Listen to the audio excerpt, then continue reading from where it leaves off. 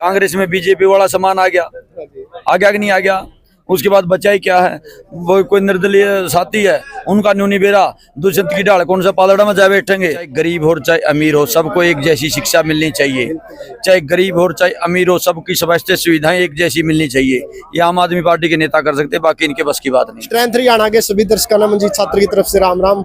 आज हमारे साथ हैं आम आदमी पार्टी के उम्मीदवार पवन फौजी जी। तो नमस्कार जी। नमस्कार भाई साहब। ठीक हो जी? हाँ जी।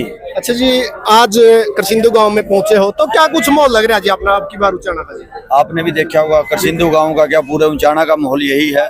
इन बड़े बड़े राजघरानों को ध्वंस करना है और आम आदमी पार्टी की सरकार 2 राज्यों में है, दिल्ली और पंजाब। जिस प्रकार से आम लोगों के काम, जन सुविधाओं के काम आम आदमी पार्टी कर रही है, पूरे की पूरी जनता उचाने हल्के की उसकी राह देख रही है। चाहे किसानों की बात हो, चाहे जवानों की बात हो, चाहे कर्मचारी और व्यापारी की बात हो, चाहे छोटे दुकानदार और मजदूर की बात हो, हर वर्ग के लिए आम आदमी पार्टी खड़ी है।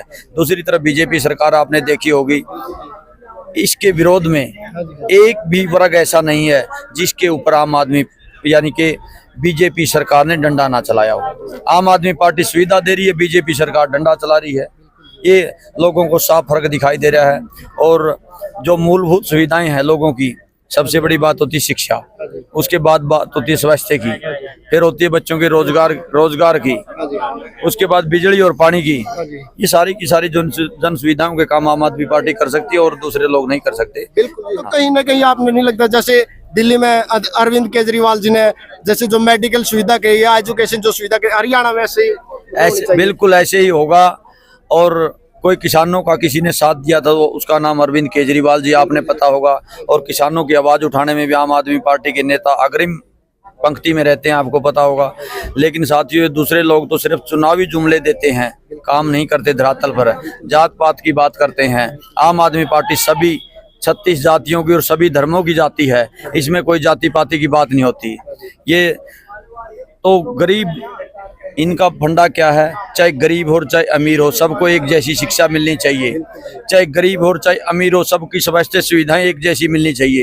ये आम आदमी पार्टी के नेता कर सकते, बाकी इनके बस की बात नहीं है। अच्छा, उचाना से देखे जाए तो बहुत बड़े बड़े राजघराने यहाँ से, लेकिन वो सुधार नहीं हो पाया जी आज तक। ना तो एजुकेशन की कोई सुविधा, ना खेल के प्रति कोई भी सुविधा, कुछ भी नहीं है जी यहाँ पर जी। पीने का पानी तक की सुविधा नहीं है। तो आप अगर जनता अपना आशीर्वाद देवे तो आप किन मुद्दों पर काम करोगे जी?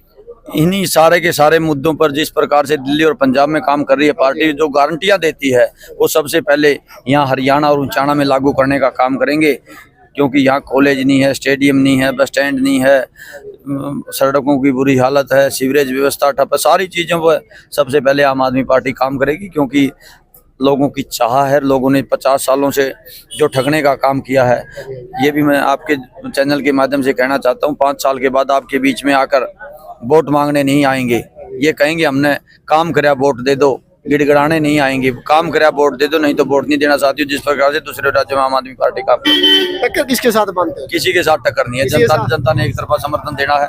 2 दिन के अंदर देखना माहौल कैसे बदली हो रहा है, क्योंकि इन्होंने देख लिया भाई बीजेपी को वोट देंगे नहीं, कांग्रेस में बीजेपी वाला सामान आ गया कि नहीं आ गया।